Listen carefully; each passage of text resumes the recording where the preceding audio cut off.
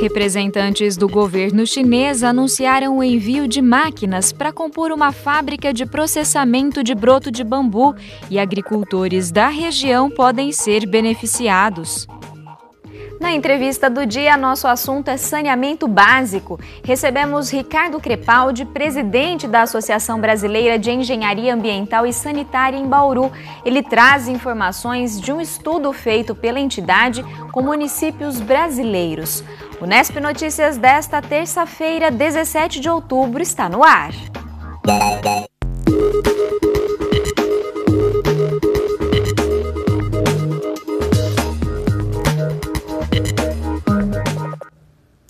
Boa noite. Representantes da Academia Chinesa de Florestas e do Centro Chinês de Pesquisa em Bambu estiveram na Unesp em Itapeva. Além de conhecer o campus, eles fecharam um acordo com a unidade que vai beneficiar tanto pesquisadores da área quanto pequenos agricultores da região e do estado. A comitiva representando o Ministério de Comércio da China esteve no campus da Unesp em Itapeva. A visita integra as atividades do Acordo de Cooperação entre Brasil e China e pretende incentivar o desenvolvimento da cadeia produtiva do bambu aqui no país. O acordo firmado vai beneficiar o Centro de Capacitação Tecnológica em Bambu, projeto que surgiu em 2016 e é financiado pelo Ministério de Ciência e Tecnologia. O centro atende agricultores familiares e comunidades quilombolas da região e também de outras cidades do estado, como foi o caso de Bauru. Membros do projeto ofereceram uma capacitação para integrantes do Horto Aimorés no início deste ano. Todas as demandas que aparecem, que têm interesse em fazer algum trabalho com bambu, nós temos atendido. Nós já atendemos mais de 850 pessoas nesse primeiro ano de projeto. Ele foca em capacitação para que tenha novas alternativas de renda para o agricultor familiar. No encontro, o grande destaque foi o anúncio da doação de máquinas para uma futura indústria de beneficiamento do broto de bambu. Até o final de outubro, o professor acabou de anunciar que ele está embarcando as 4 máquinas industriais e nós vamos implantar aqui na Secretaria de Desenvolvimento de Itapeva.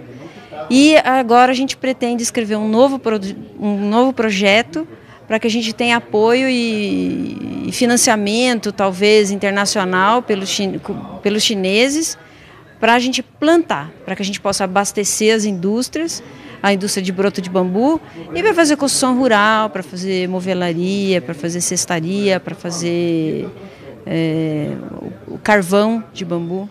Segundo o diretor do Centro Chinês de Pesquisa em Bambu, a parceria vai ampliar e aprimorar os trabalhos desenvolvidos com a planta nos 2 países. No Brasil, as condições para o cultivo do bambu são excelentes. Por isso, é importante que vocês estejam juntos com a China. Podemos trabalhar juntos, aprender juntos. Pode ser uma boa alternativa para os 2 países. Os pesquisadores chineses ainda apresentaram aos alunos e professores o potencial econômico da planta e como o bambu é amplamente utilizado no país asiático. Essa parceria é fundamental para a gente ter a tecnologia correta e não começar do zero. A gente já começa sabendo todos os segredos para elevar a produtividade, as melhores espécies, como se fazer o processo de uma maneira rápida e mais econômica, gastando menos energia no cozimento do broto. Então ela é fundamental para que a gente consiga avançar na produção de brotos de bambu. Um cenário favorável para os pequenos produtores rurais de Itapeva, que vão poder diversificar a fonte de renda. No tocante à agricultura familiar, a gente tem sim todo o interesse de ajudá-los, né, a ter mais essa opção, né, de comercialização e trabalhar com o bambu. São várias coisas que você pode trabalhar com o bambu, uma delas é como alimento, né? Com certeza o município tem só a ganhar, né, com produção, comercialização, isso aquece a economia, né? Gera emprego. Itapeva precisa, a região precisa. Aliás, o Brasil precisa nesse momento de um aquecimento. E o bambu é muito bem-vindo. É um produto, uma planta que produz, conforme se sabe, diversos lugares, não há grande exigência geográfica, né? Então é muito bem-vindo para o nosso município em todos os sentidos. Na opinião do assessor da Pró-Reitoria de Pesquisa da Unesp, a parceria aproxima ainda mais a universidade da população e contribui para alcançar a inovação, metas defendidas pela atual gestão da Unesp. Temos oportunidade de criar e solidificar um acordo de cooperação e de um país da potência da China, isso é absolutamente estratégico para a Unesp. Eu acho que aí já tem um aspecto muito meritório. O segundo aspecto é o aspecto da inovação, né? A reitoria da Unesp está muito preocupada em incentivar a inovação, né? Em apoiar realmente saídas criativas, né? Saídas que possam colocar a Unesp à frente do seu tempo, da sua própria realidade. E aqui a gente viu um exemplo disso, né? De uma proposta absolutamente inovadora. E eu diria mais ainda, tem um terceiro aspecto, que é o aspecto da sustentabilidade, quer dizer, não é a inovação puramente pela inovação, a inovação voltada para um mundo mais sustentável que vai levar inclusive à inclusão social. Ainda falando de ações da Unesp integradas com a comunidade, vai ser realizado amanhã o terceiro evento do programa Bauru no Caminho da Inovação. O encontro é uma parceria entre a Unesp em Bauru e a Secretaria Municipal de Desenvolvimento Econômico, Turismo e Renda. Será na Sala 1, no campus, a partir das 2 da tarde. 3 palestrantes vão falar sobre o tema Inovação, inspire-se em organizações inovadoras. A atividade é de graça e aberta a toda a população. Um novo ciclo de palestras já está sendo planejado para o mês que vem.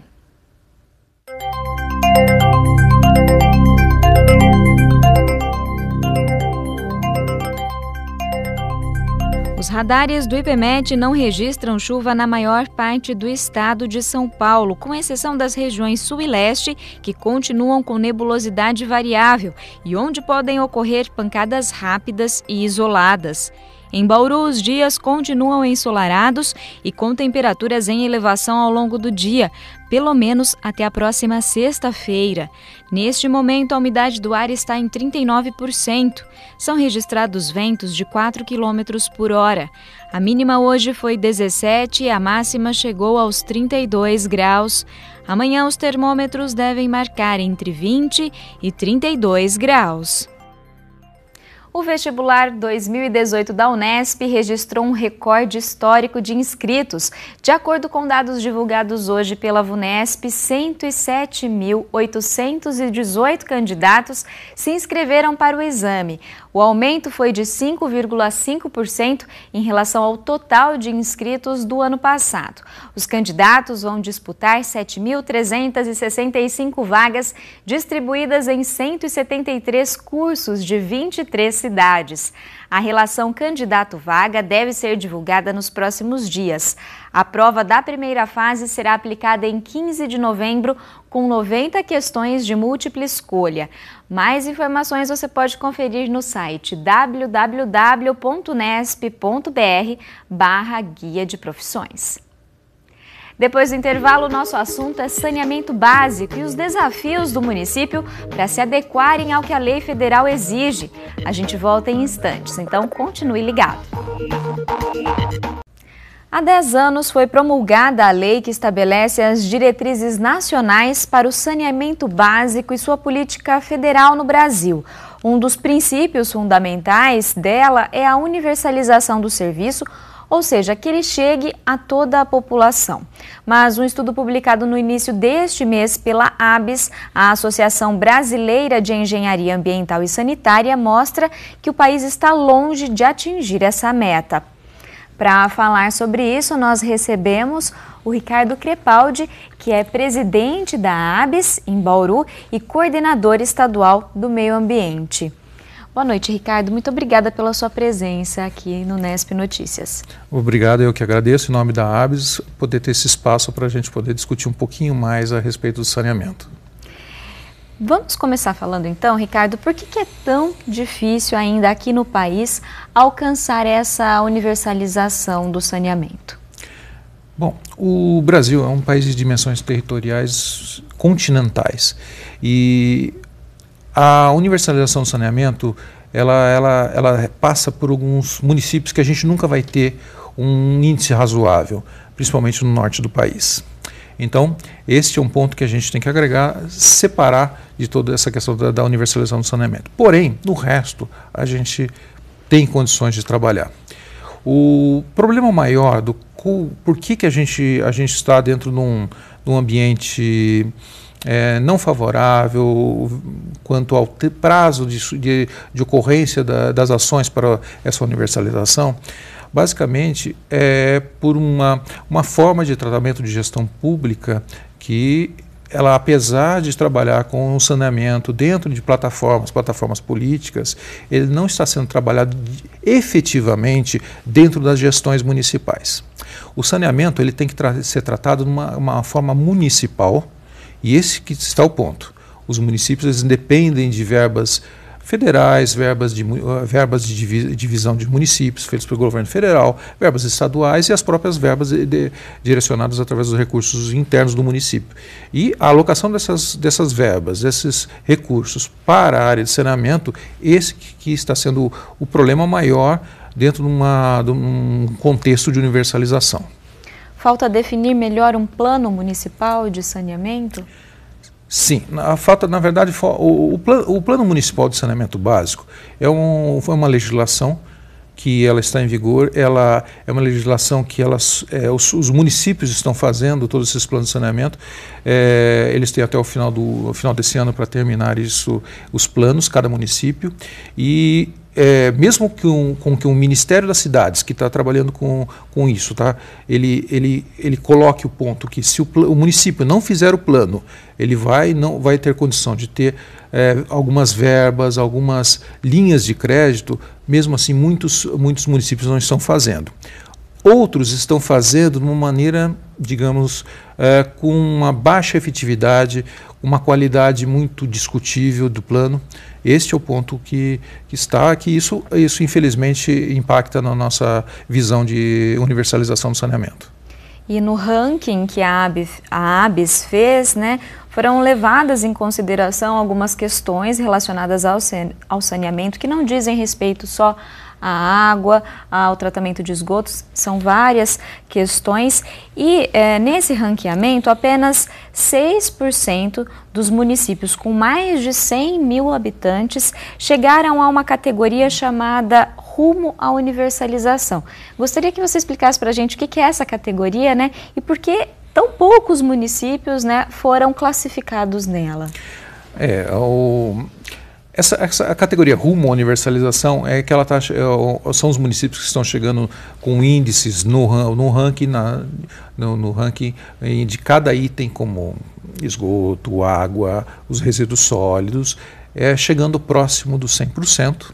E ou seja, já estamos num nível que esses municípios já estariam num nível adequado para que a gente classifica uma gestão eficiente do dinheiro público e do saneamento dentro do próprio município.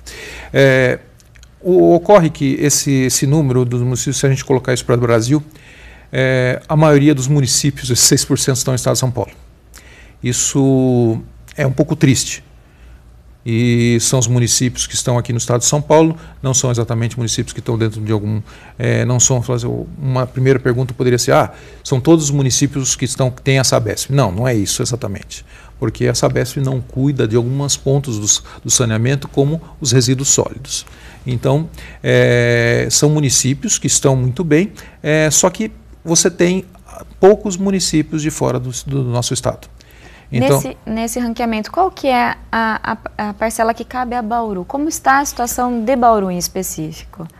Infelizmente, no nosso ranking de 231 municípios, que nós divulgamos no nosso congresso há 2 semanas atrás, em São Paulo, em 231 municípios, Bauru está na posição número 106, de uma forma geral. Se nós vamos colocar isso dentro do estado de São Paulo, Bauru, de 65 municípios, está na posição número 51. Infelizmente, isso mostra que Bauru ela tem que trabalhar muito forte para chegar a níveis do estado de São Paulo. Tá? A Bauru ela pode estar sendo comparada a cidades de municípios que têm uma condição muito pior do que Bauru na questão de educação, saneamento, de uma forma de educação e outros pontos. Isso coloca que nós não estamos trabalhando, aqui em Bauru nós não estamos trabalhando direito adequadamente dentro dessa visão de universalização. Na sua visão, Ricardo, que pontos do município levam a uma pontuação tão baixa assim? O principal ponto é o tratamento do esgoto. Isso não é de hoje, isso vem sendo discutido há décadas em Bauru e as ações estão lentas e fizeram que Bauru, neste ranking, a parte de saneamento, a parte de o tratamento de esgotos, Bauru, entre 231 cidades, Bauru está no número 200 no Brasil. Então, o trabalho está ocorrendo. Bauru existem bons técnicos, existem pessoas adequadas para fazer esse trabalho, porém, Bauru, o trabalho de Bauru em esgoto vem de uma autarquia pública. E essa autarquia pública, infelizmente, como toda autarquia pública, ela tem influência da administração pública local, municipal. Então, neste caso, a gente ainda não teve um foco específico para resolver esse problema e outros problemas que nós temos em Bauru, que não são só esses, né, tratamento de esgoto. Rapidamente, para encerrar, além do esgoto, você enxerga algum outro ponto que Bauru está em defasagem? Não tem como não... apesar do relatório falar... Esse relatório ele fala que Bauru ele tem uma forma de trabalho muito alta, ela tem uma pontuação muito alta com a questão de resíduos sólidos, ou seja, com o trabalho com lixo. A gente não tem como não esquecer que nós temos um aterro esgotado, parado, e a gente está trabalhando com um aterro privado, através de uma licitação pública, etc., mas nós estamos pagando para colocar esse lixo numa cidade vizinha, e o nosso aterro está parado e com todos os problemas ambientais decorrentes disso. Ou seja, falar que o trabalho com o resíduo de Bauru ele está adequado 100%, é uma visão digamos assim, ela é uma visão não muito adequada dentro do contexto geral do nosso país. Ou seja, temos muito a melhorar, né? Eu agradeço a sua participação hoje aqui com a gente. Nós que agradecemos. Obrigado. O Unesp Notícias está terminando e ao fim de cada edição as nossas reportagens e entrevistas ficam disponíveis no site da TV Unesp e também na página no Facebook. Então, nos acompanhe por lá também. Eu te vejo amanhã às 6h30 da noite. Tchau!